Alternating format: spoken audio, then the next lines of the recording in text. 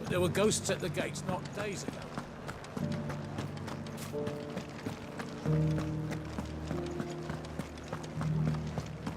Those things I said before.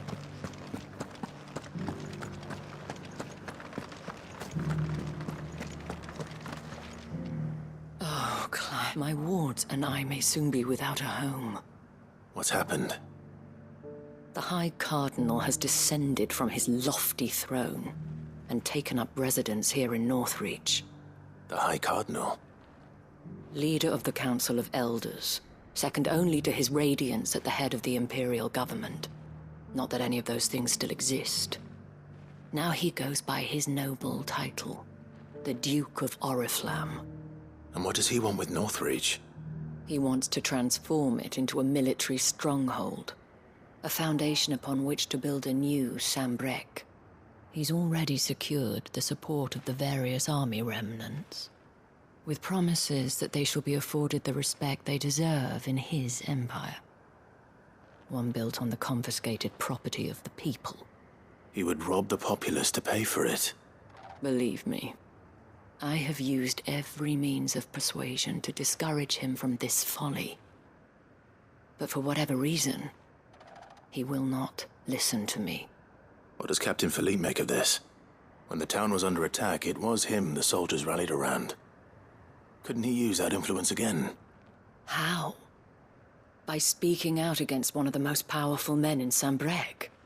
A man whose stated aim is to revive the empire Philippe's comrades swore to serve, and to improve the soldiers' lot within it. The captain can offer them a regular supply of gruel, and an occasional trip to the Vale to help them forget the terrors they face each day. The Duke offers them a vision of strength and safety. No. Any attempt to incite mutiny would cost Philippe the support of his men, if it did not cost him his life. But given the mood around town, mutiny may yet be unavoidable. The people have little appetite for further deprivation, least of all when it serves only to elevate others. And who could blame them? Clive, would you appeal to the Duke on my behalf? For your services to Northreach, you have the respect of the soldiers, and they will take you to His Eminence if you ask them. And unlike Philippe, no bonds of loyalty prevent you from speaking your mind to the man. Well, will you try? You could hardly fare any worse than I did. I'll see what I can do. Thank you, Clive. Tell me then, where will I find this Duke of Oriflamme? In the garrison? Overseeing the troops, yes. All right. Wish me luck.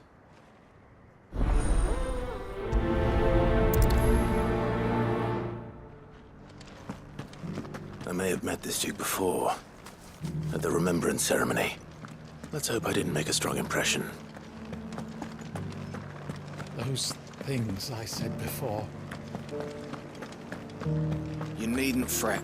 The creatures have been...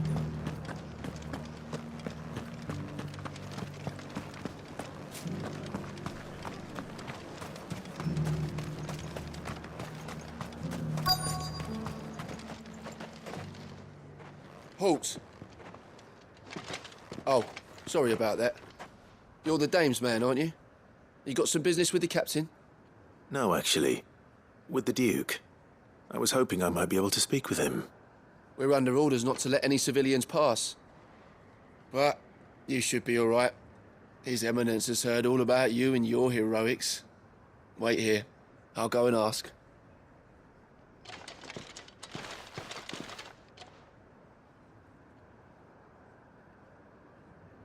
So, you are the sellsword who lent his aid to the garrison.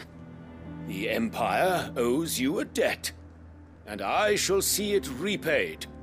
But tell me, is it wealth that you seek, or favor?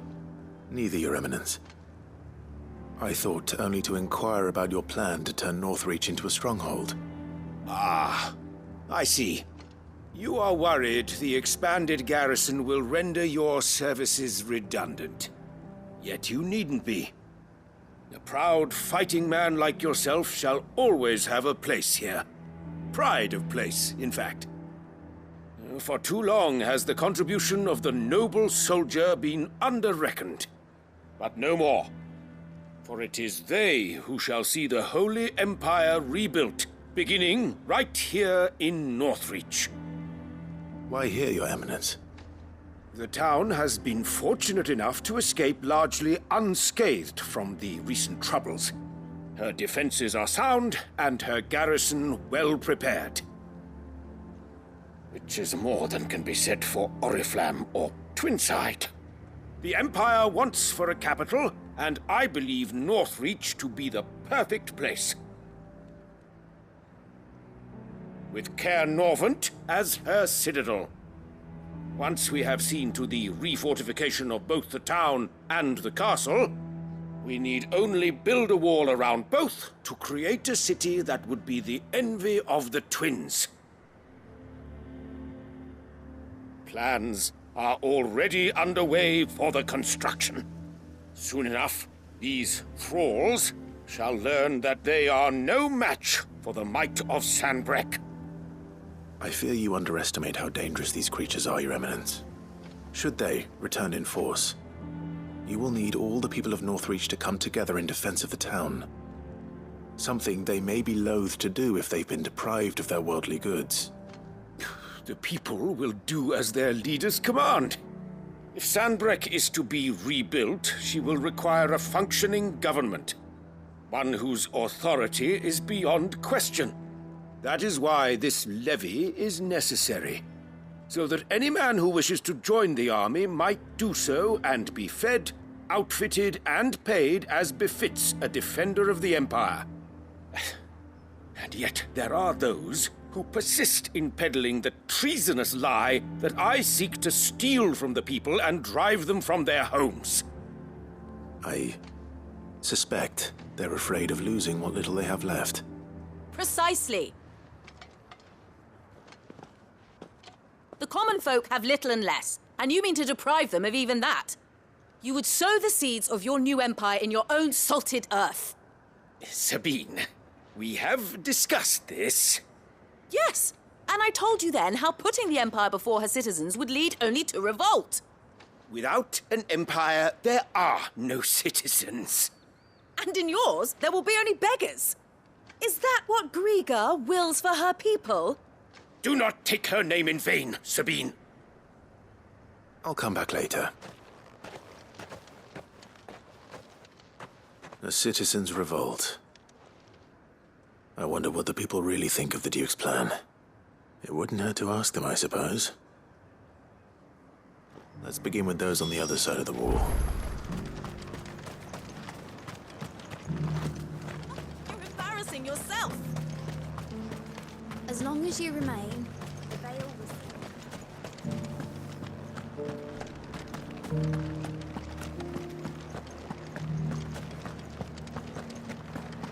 You needn't fret.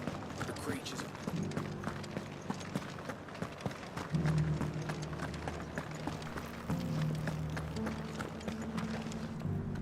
All right there. What is it you're after, sir? Just your opinion, actually. I wondered what you thought of the Duke of Oriflamme. Oh, him. Not much. None of us traders do. It's thanks to nobles like him that we had to set up shop this side of the wall in the first place. Couldn't have the rabble getting any closer to the holy capital, could they? And now he's trying to drive us out completely, threatening to take everything we got from us if we don't clear off. If the dame said she wanted him run out of town, I'd be straight through that checkpoint, tar bucket in hand.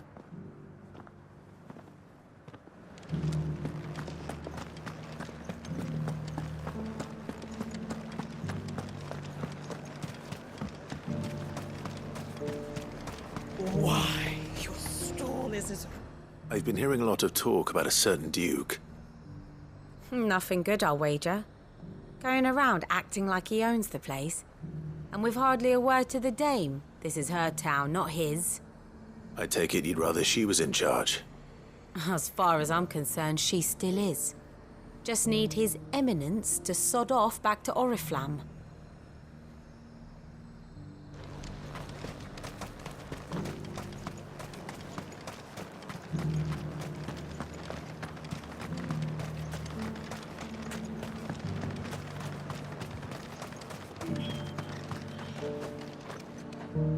A question, if you don't mind. What do you think of the Duke of Oriflamme? Don't get me started. You build a life for yourself somewhere, earning for some noble to turn up and tell you you've got to hand it all over to him. If he thinks his name and his chains give him the right to empty our purses, he's in for a rude awakening. We'll do whatever it takes to keep what's ours. Whatever it takes. Well, the people seem united enough. What about the soldiers?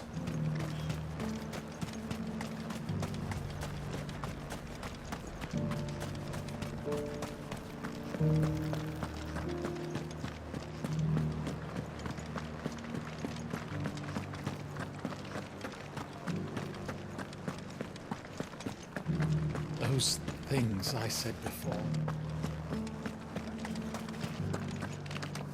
Excuse me, do you have a moment?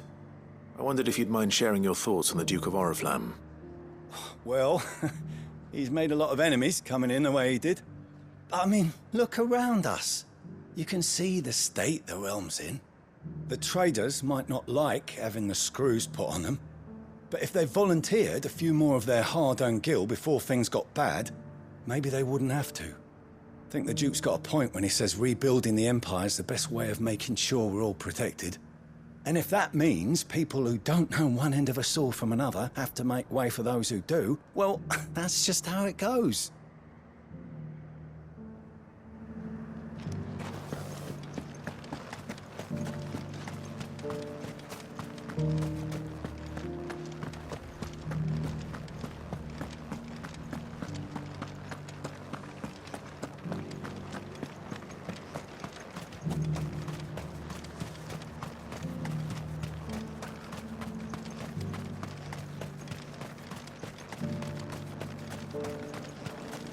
Sabine, you are embarrassing me.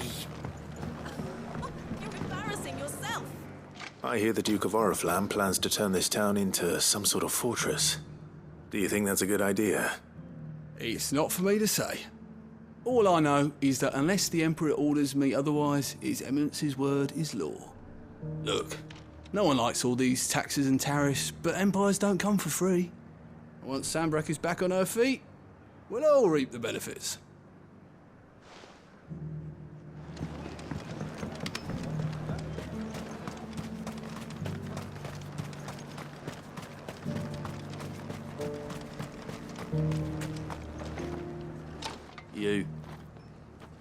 You're the one who was talking to His Eminence. On the Dame's behalf, yes. I was trying to persuade him not to take the people's goodwill for granted, but it seems my words fell on deaf ears. What do you think of his plans? I'm a soldier, mate. He tells me what to do, not the other way round. Listen, I've got nothing but respect for the Dame, but I've got a family to look after. That's where my loyalties lie, not with the town or the Empire, but with my wife and children. If the Duke can get us the men and the equipment we need to fight off those blue-skinned bastards, I don't care how he does it. Let's see what Philippe makes of all this. As long as you remain, the veil...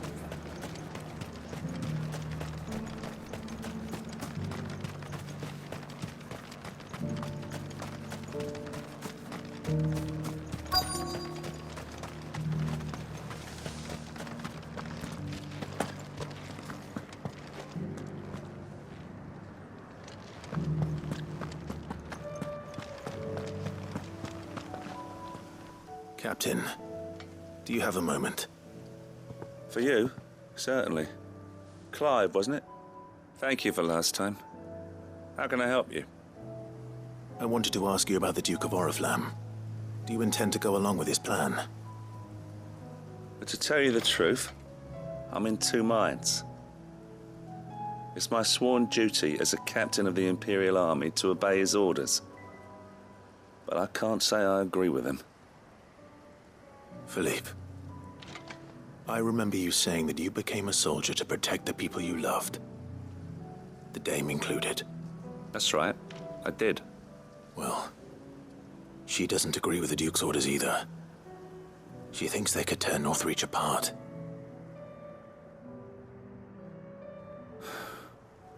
And she's probably right. Thank you, Clive. I know what I need to do now. Protecting the people I love is what matters. Doesn't matter how. Well, duty calls, so I better go. Thanks again.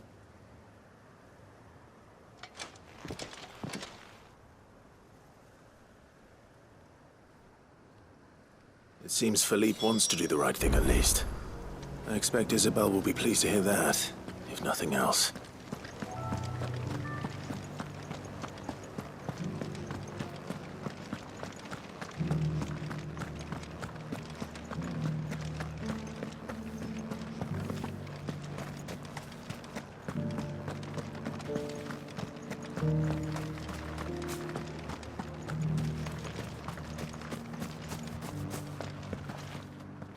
Ah, Clive. How did you fare? Were you able to speak with the Duke? I was, but...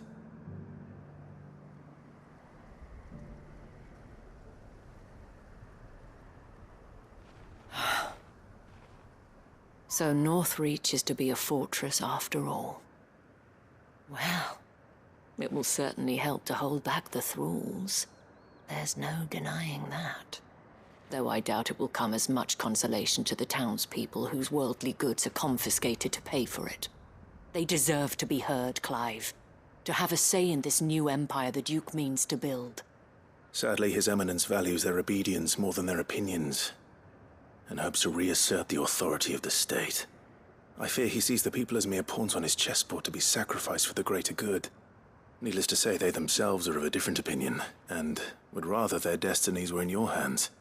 The soldiers, meanwhile, are content to follow their orders. And not just because of the Duke's rank, but because of his vision. I thought as much. Had I sworn to protect Sanbreque, I dare say I too would want nothing more than to see it rise from the ashes. Thank you for trying. But the battle is lost.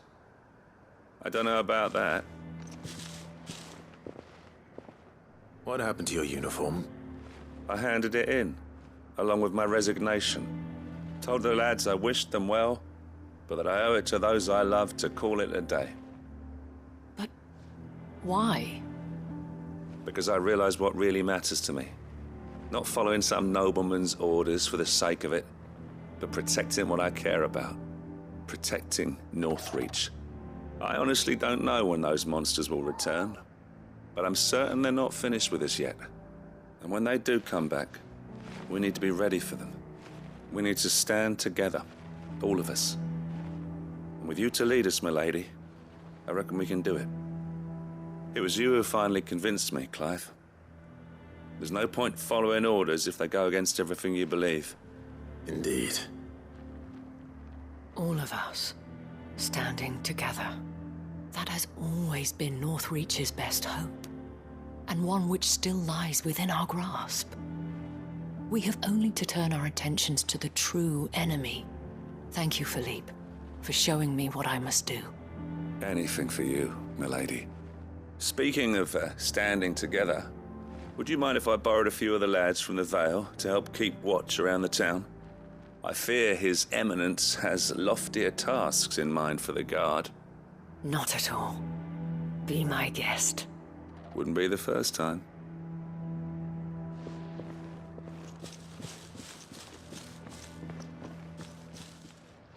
There may be hope for Northreach yet, especially with men like you and Philippe to champion our cause. I, for my part, shall continue to work upon the Duke, in the stubborn belief that I might still tempt him into joining hands. But I suspect I shall have to call upon your aid again. Until then, Clive. Until then.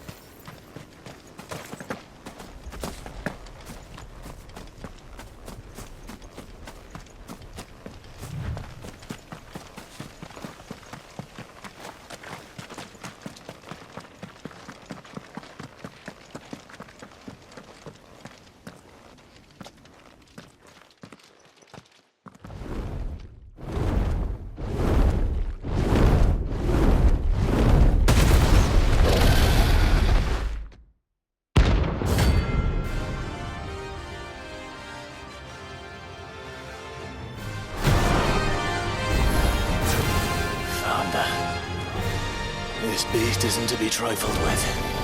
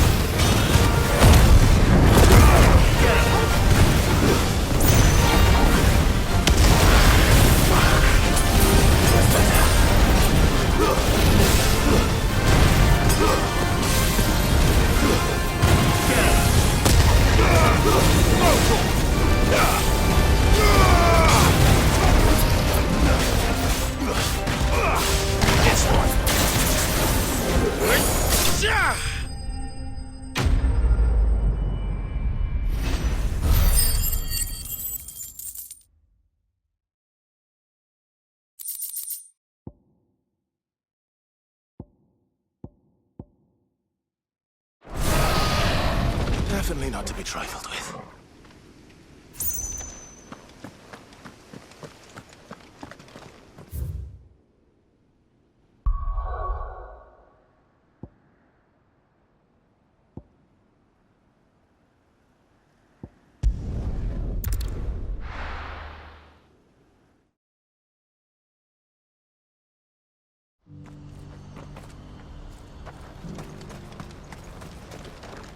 Well met.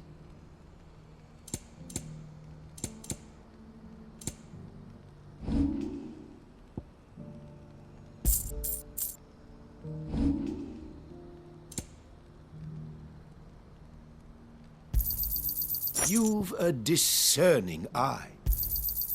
Many thanks. You've a discerning eye. Many thanks.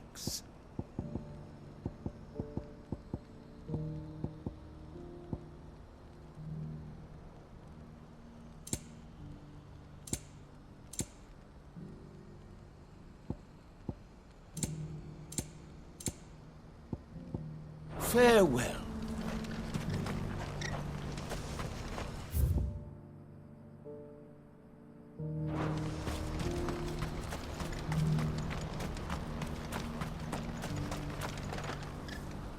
Ah, Clive.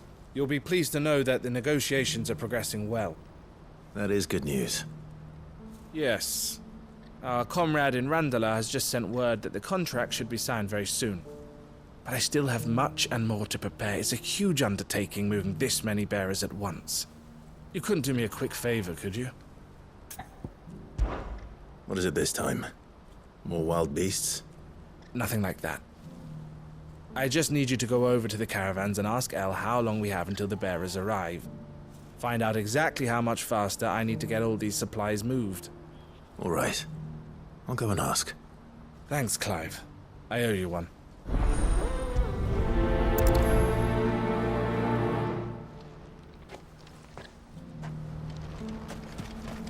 What's happened?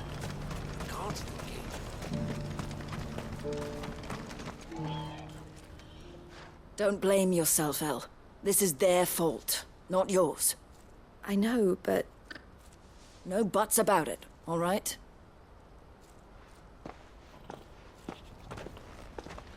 Is something wrong? Vonnie came to give me a message from our intermediary. The talks with the Republican army have fallen through. They've reached an agreement with the Silver Peak Consortium instead. Though prices have fallen of late, we deliberately offered above the going rate to try and deter other bidders. But the Consortium offered double what we did, and the army jumped at the chance. And you had no opportunity to make a counteroffer? None at all. And we were so close. El? What's happened? I saw Vonnie leaving. She didn't look happy. And with good reason.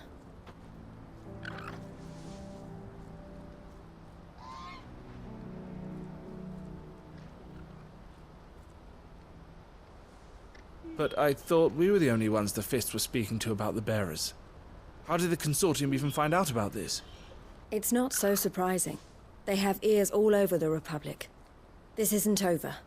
The Consortium will have to sell these bearers eventually, and at the price they paid, buyers will be few and far between.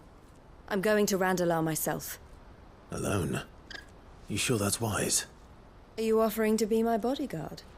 How kind. Meet me at the checkpoint near the capital gates. I'll send an owl ahead and request a meeting. You go to Cashlock, Theo, and get everything ready. We've waited far too long as it is. Even if I fail to free these bearers, there will be others. Someone needs to prepare the place and keep any prowling beasts at bay. Oh, and that's me, is it? Well, it looks like I'm following orders till she gets back from meeting the Silver Peak Consortium, who've been doing their best to undermine our scheme. She'll never join them after this, surely. No, she said it herself. She still has plans for Cashlock, even if this one falls through. She means to stay with us, then. I can't say I'm not happy to hear it, but... is this what she really wants? You have to trust her. You're right. It's what she wants now. And if Elle's off fighting for the cause, I should do my part too. So I bid you farewell and safe travels, my friend. I'll gather my men and leave for Cashlock. We'll make sure the place is well stocked and defended. You go to Randala and see if you can stop my sister biting the Consortium's heads off. If she won't consider her prospects, someone has to. I'll do my best.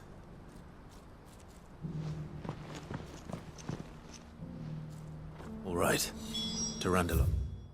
Then, I'd better not keep Eloise waiting.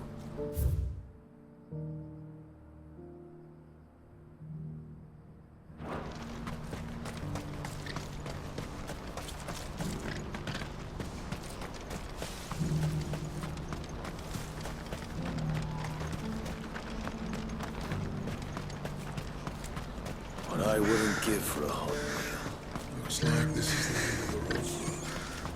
When are they gonna let us through?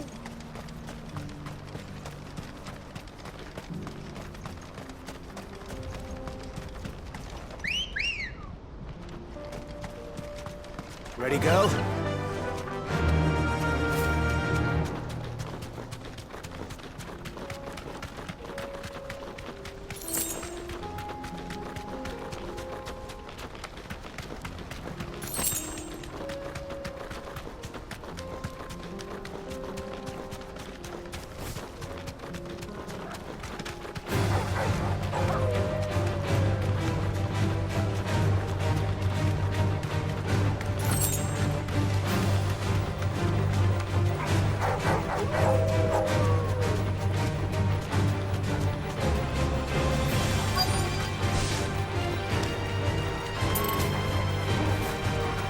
Thanks, girl.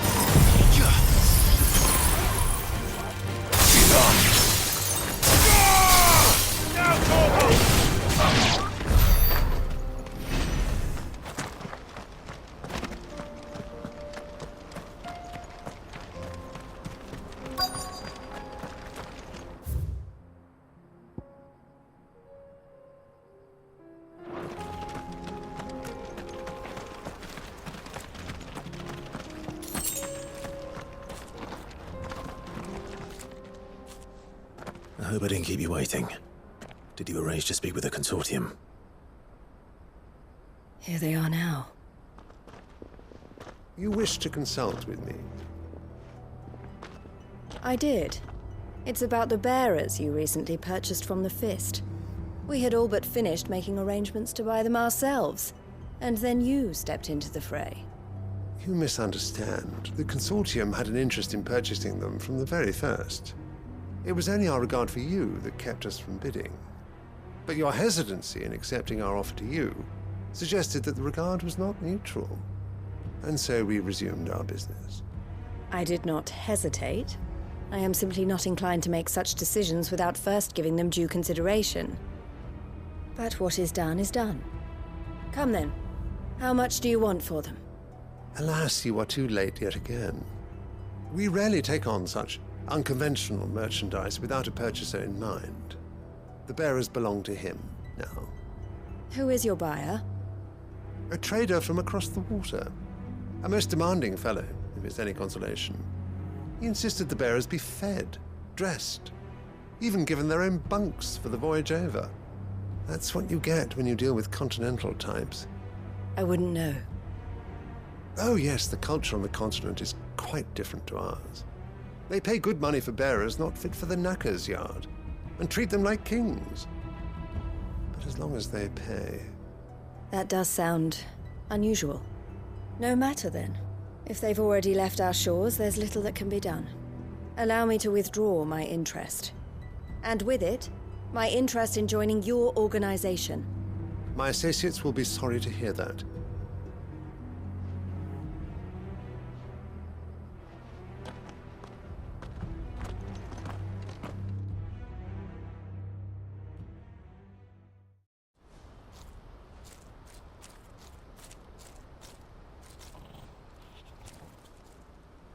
I'm sorry you weren't able to save them. As am I. But I only have myself to blame. He was right, you see. The Silver Peak Consortium did intend to buy those bearers before I did. Their representative hinted at a possible purchase when he came to recruit me. I feigned interest in joining them in the hope he might be encouraged to tell me more. And he did just that. As soon as he left, I sent my own offer to Randalar. So you never... No. I entertained the Consortium's proposal solely so I could learn more about those bearers. But I was a fool to think they wouldn't find out. I knew exactly who I was dealing with. You tried. I did. And if what he said was true, the bearers are to be well treated. Which is something, at least. But they deserved more. I wanted so badly to see them freed. Eloise! Eloise! Word from Cashlock. The village is under attack. A pack of beasts have come down from the mountains, and there's a dragon at its head. Theo and the others are trying to hold them off as best they can, but the odds are against them. They need help, and fast. Theo! I'll go on ahead. Thank you, Clive. I'll gather some men and join you there. Just... make sure he's safe.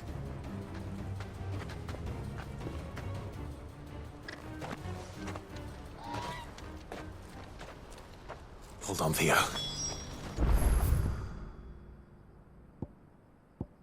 I'm coming.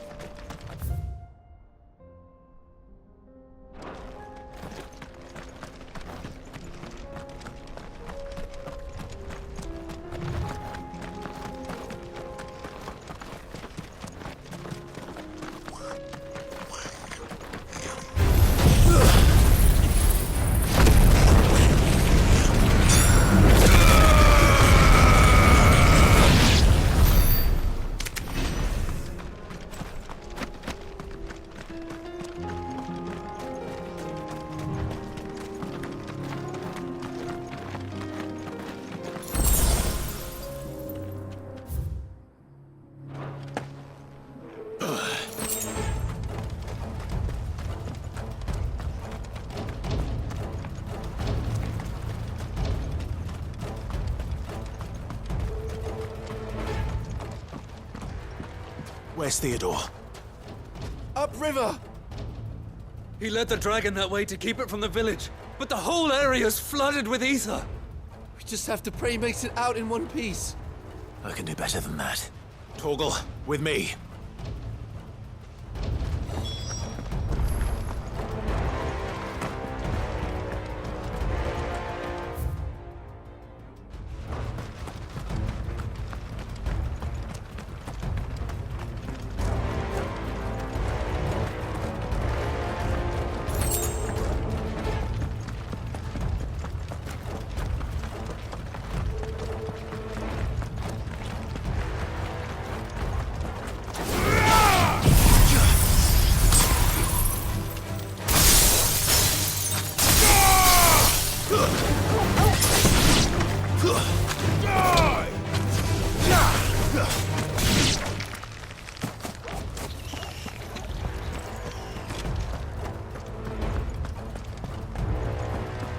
Where are you, Theo?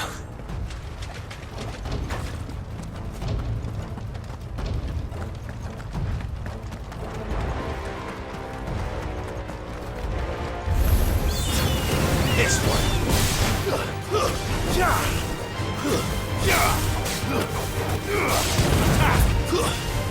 It's over.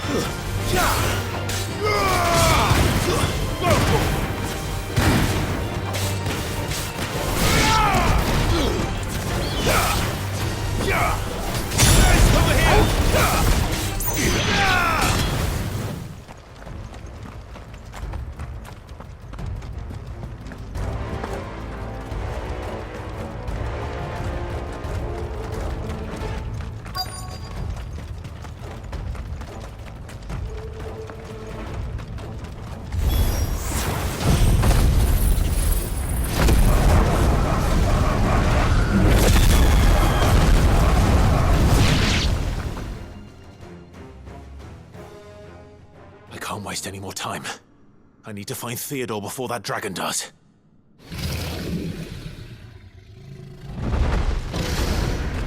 Looks like it's found me. This thing's turned as well. This isn't going to be easy.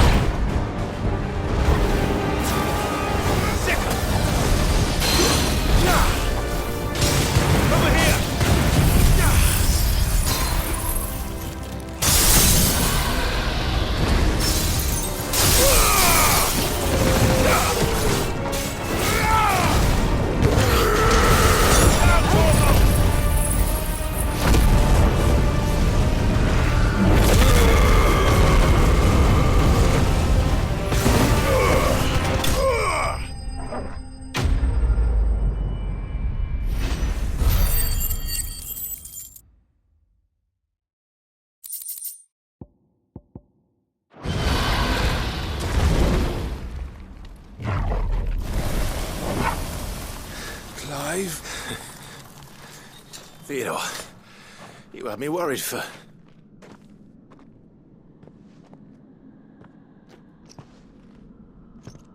We have to get you out of here.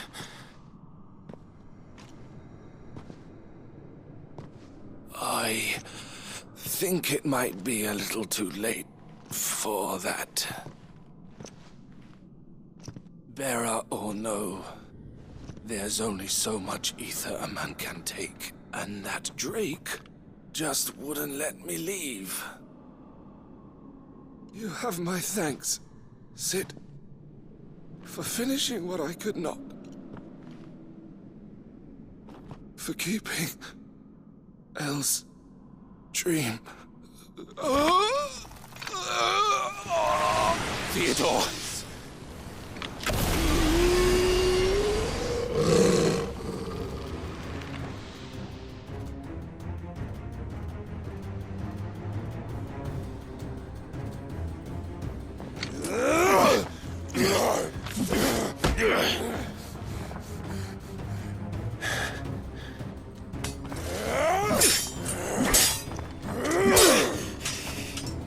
Don't make me do this. Stop it, Theo! Stop! Stay back, Eloise! He's turned. And so will you!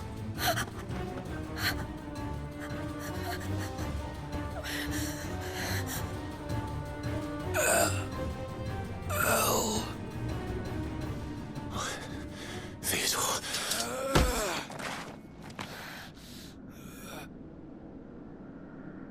Take care of my sister. Theodore, wait. Goodbye, Elle.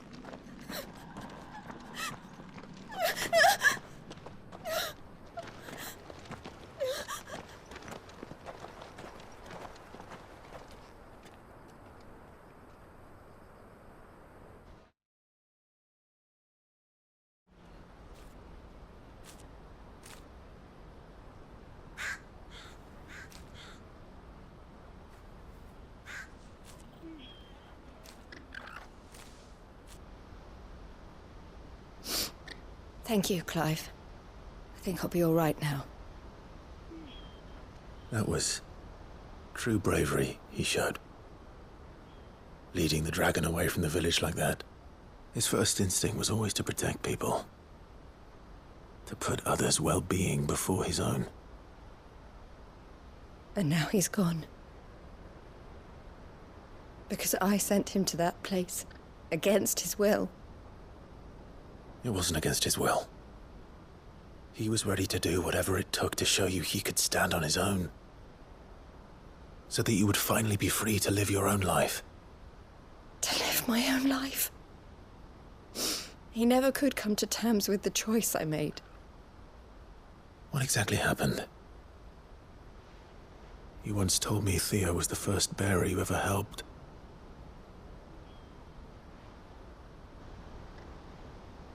We grew up in Canva.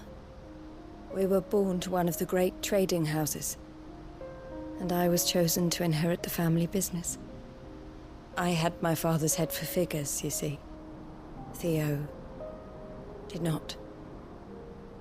While I studied the art of commerce, he played at soldiers instead. A late bloomer, in more ways than one. For unlike most bearers, it wasn't until his 15th summer that his powers awakened. My parents tried to drive him out of the house and into the care of the constables.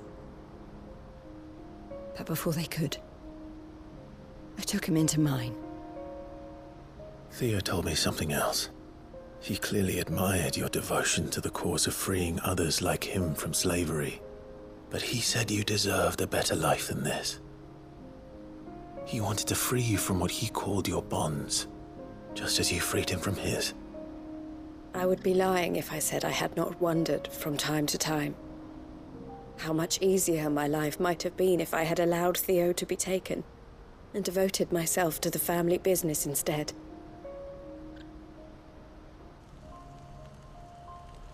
But I have never regretted the decision I made. Being with my brother meant more to me than tradition or reputation. I only had to look at him to remind myself of that night and the choice I made and the fact that I would make the same choice again in a heartbeat.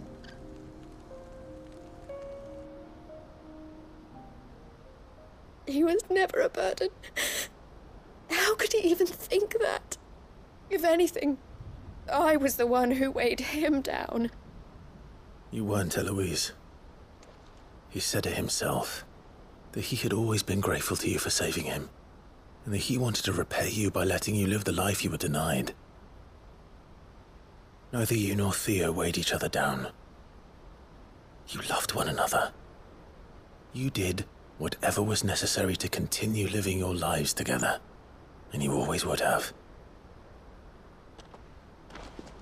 You're right.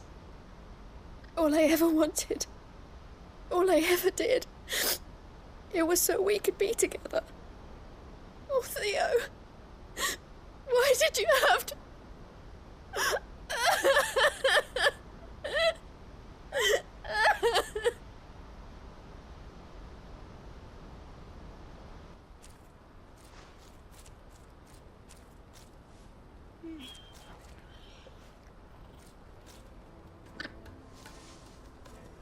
I know Theo wanted me to move on, but I'm staying here at the Crimson Caravans to continue our work.